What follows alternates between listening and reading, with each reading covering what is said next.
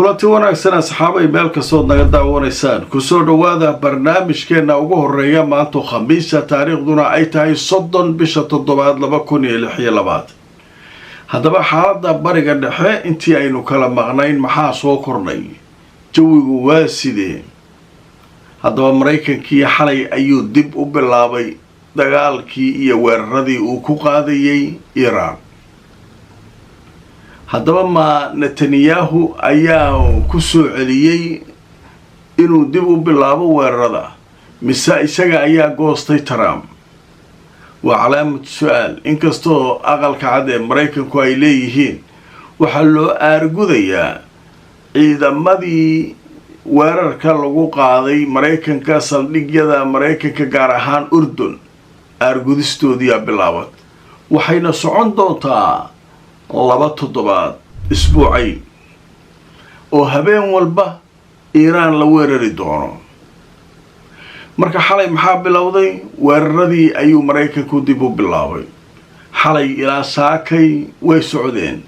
10 goobood sida ay leeyihiin oo gudaha Iran ka tirsan ayaanu weerarnay leeyihiin haddaba warbixinta saakay ay soo saareen ciidamada Maraykanka waxay leeyihiin ciidanka Maraykanku waxay sheegeen inay soo kamileen oo ay soo dhameystireen si guulana uu ugu dhamaaday mawjad aad u culus sida ay yiraahdeen oo garaacisa oo ay ku qaadeen Iran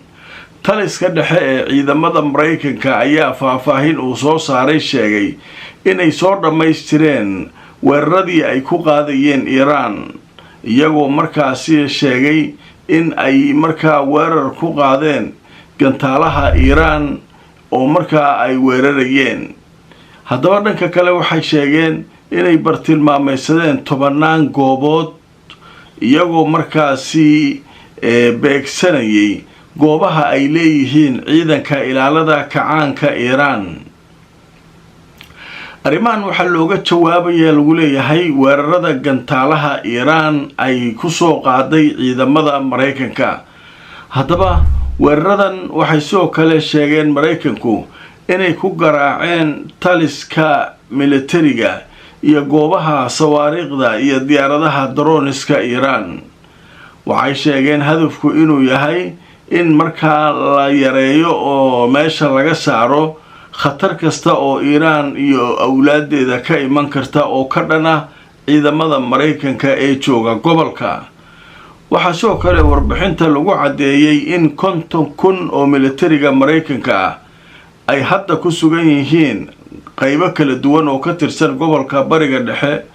waxaana ay ku jiraan xaaladii ugu sareysay ee istiyaaris iyo heegan ah ayay ku jiraan ayaa la leeyahay way marka waxaanu taxliil yar ku sameynaynaa oo aanu wax yar faahfaahinaynaa warkan Maraykanka ay soo saareen muxuu kaga duwan yahay wararkii hore ee ay weerari markii ay weerar ku socday wax walba soo saari jireen waxuu kaga duwan yahay mal waxaan weerarnay meelaha droniska iyo madaafiicda yaalaan waxaan weerarnay meelaha laga hogaamiyo militarigu ka hogaamiyo ciidankiisa Iran waxaynu arintaa u sameynaynaa inaynu yareyno awoodda khatarta ka iman karta Iran ciidamadeena iyo meelaha waxa maraya Hormuz iyo waxaas marka waa taqriir caadi oo taariikhda laga bedelaa bas wax yar yar lagu daraa marka taa macnaheedu marka muxuu yahay wali Maraykanka weeraradii uu lahaa waxbaan dhulka dhigaya buundooyin aan dhulka dhigaya kanaan dhigaya uu mar walba ku hanjabo Trump ma dhicin xalay kuwii normalka iska caadiga ahaa weeraradii ahaa ayaa dhacay sida hadda qoraalka ciidamada Maraykanka ay ku soo saareen ay kaga hadleen way Iran iyaduna maxay kaga jawaabtay maadaama weeraro sida u culus oo qatar oo waxyaabo looga baabi'ay aanay ahayn iyaduna hal weerara hadda ilaa hadda la soo sheegay haday kuwa kala soo socdaan ma garanayo waxay ku qaadeen la leeyahay saldhigii Maraykanka ee Urdun taa way ku laabtaan markasta 4 maalin isku xigtay nagta ku hayaan shalay ugu dambeysay way garaacayeen maanta way garaacayeen Urdun waa la garaacay iyadana inkastoo urdun ay tiri sawaariikhdii waa iska celiyey oo hawadan ku qarxinay laakiin halkaa waa la weeraray. haddaba markaan idintusoo wararkii ugu dambeeyey wakaaladda wararka turkiga Anadolu waxay qoraysaa goor dhaweyd hujuum ama weerarkii afaraad in lagu qaaday urdun waxay sheegtay 5 gantaal oo Iiraan laga soo riday inay markaa iyaguna soo rideen oo ay iska caabiyeen. ciidamada urdun war ay soo saareen goor dhow waxay sheegeen subaxnimada saakay oo khamiis ahayd in ciidanku ay dhulka soo dhigeen 5 ka mid ah sawaariikh ka timid dhanka Iiraan,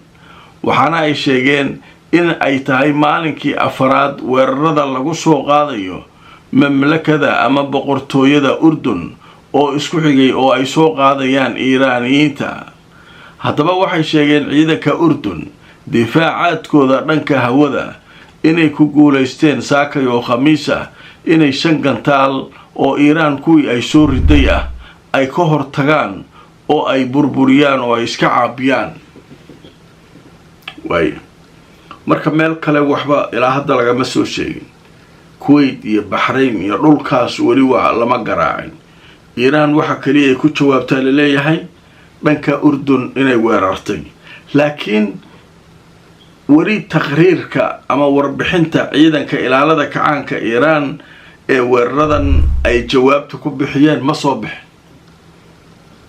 macnaha wax wara oo hadda ilaa hadda ciidanka ilaalada kacaanka Iiraan ay soo saareen barnaamijka waqtigan aan samaynayo ma jirto. taa macnaheedu waxa ka dhigantaa leeyahay urdun weerarkeedii waxaan waaba iska caadi kan wax weyn ma.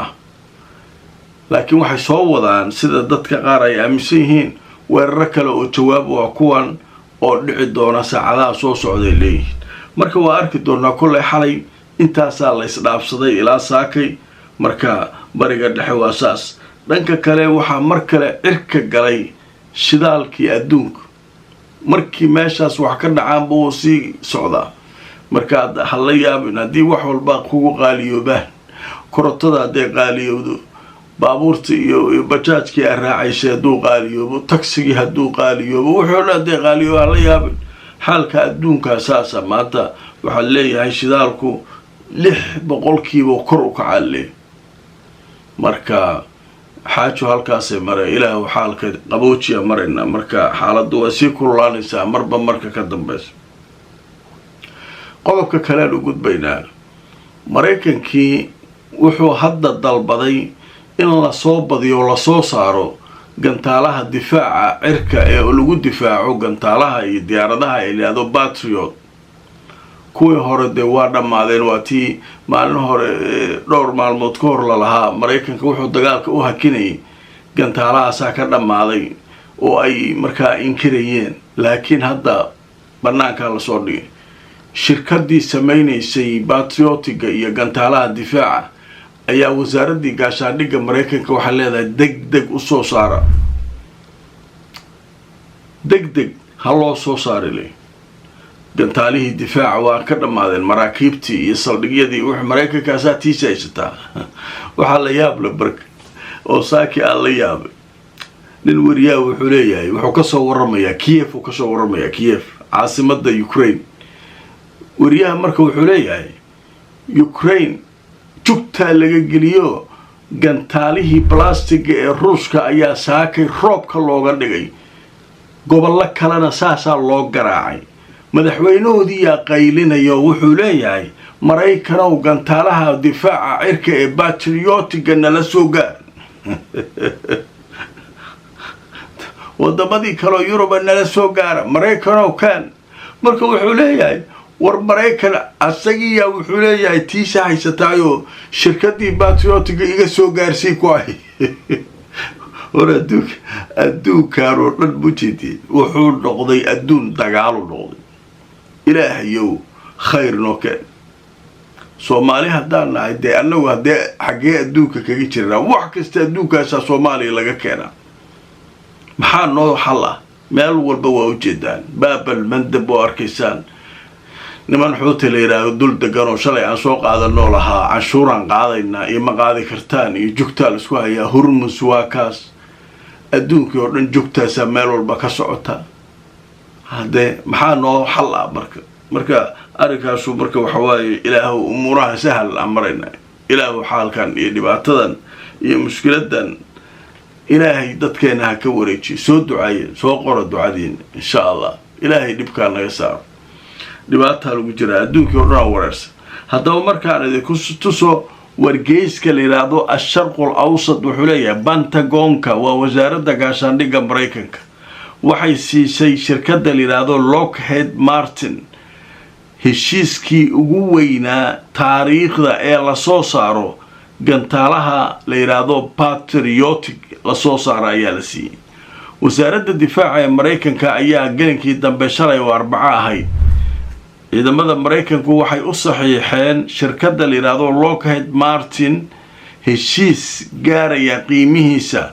58.62 bilyan oo dollar kaasoo ay ku soo saarayso sawaariikhda patriotic ee difaaca hawada 58 bilyan ayaa loo saxiixay shirkadda soo saaraysa gantaalaha ورنجا سو غارسيه ليهين ciidanka iyo markab iyo wax meeshan kulli jugtaas la isku ayaalay way qodobkaas walaalkaas ka gudbaynaa waxyaabaha la yaab kale saakay soo baxaya marka maxaa kamid ah shalay ama xalay waxaan sheegnay Masar dekadaheeda mid kamid ah maraakiib Mareykan in lagu weeraro ilaa hadda waa la isku haystaa diyaaradaha meesha weeraray cidda iska laay إيران ما شاغنين أولاديدا ما شاغنين يا ويراري ميديترينيان كا إسرائيل أنت كسارن waxa kaliya ee weerari kara oo wax ku dhufan kara awlaad Iiraan ah waxa leeyahay waxa u dhow Hezbollahna waxba ma ridin hay xagee marka drone isku ka yimid shaki badana marka hareynaya sheekadan waxa leeyahay wali baashanu meel mafulay maraakibtan Masar meesha joogtay waxa looga shakisan yahay Israa'iil looga shakisan sheekooyinkaas marka way isku qasan yihiin ilaa hadda Iiraan ma sheeganin awlaadeedina ma sheeganin maqlaysa marka sheekanka kale warka ugu dambeeya barnaamijkeena saaka waxaan ku soo qaadanaynaa nimanka Israa'iiliyiinta cabsiyaaba nafta ka qaadaysa ayagoo awal baqayay ayaa haddana waxa aayatullaahi argoosigiisaba محنت كن هردلان وقليني وحلا كردية إلى هذا مسؤول كستا أو وصل إسرائيل استحضر إلى هذا يوحد لنيو محل عين إيران وي عنيسا وي سيادتك وصل مدحضة إسرائيلي عنيسا وديار سطيبة قرشية أيكو خارجين لهايد وأيكا تخلصي لهايد مركا هلا إلاليو مدحدي wasiiradii hal ilaaliyo ninkii ugu weynaa hal ilaaliyo kan hal ilaaliya ka socod marka wareer iyo walaahood iyo cabsi ilaahay xaqiisa uga timida marka ku habsataa leenima saasay u jaraynayaan Israa'iil iyo Iiraan aan soo socotay haddaba marka ay tuso wargeyska la yiraahdo ra'yul yawm wuxuu leeyahay waxa hadda muuqanaya in marka argoosigii Iiraan wadadiisii inay furantay oo marka uu soo socdo haddaba waxay filaysaa Israa'iil in la sameeyo dilal Iiraan ay dili doonto madax ka tirsan Israa'iiliyiinta waxa la adkeeyay amniga iyo ilaalada shakhsiyaadka muhiimka ah oo marka xukuumadda iyo ku jira waxa soo kale la sheegay in lagu qabanayo shir kasto muhiima meel sir ah oo marka cidina aanay ogaan karin marka nimankii marka mushkiladaas ilaahay qoorta u galay iyo cabsidaas marka xaalka wararkaas ayaa ugu waaweynaa ilaa hadda wixii soo kordhay waa arki doonaa kulay wixii akhbaarada kale ee soo dhaca waxaanu idinkugu soo gudbin doonaa barnaamijyadayda soo socda inta aan mar kale kulmayno haddaad nagu cusub tahay hayloobin subscribe inaad ku dhufato YouTube-ka sidoo kale haddaad nagala socoto Facebook-ana follow garay si aad mar walba u hesho barnaamijyadeena muhiimka ah inta aan mar kale kulmayno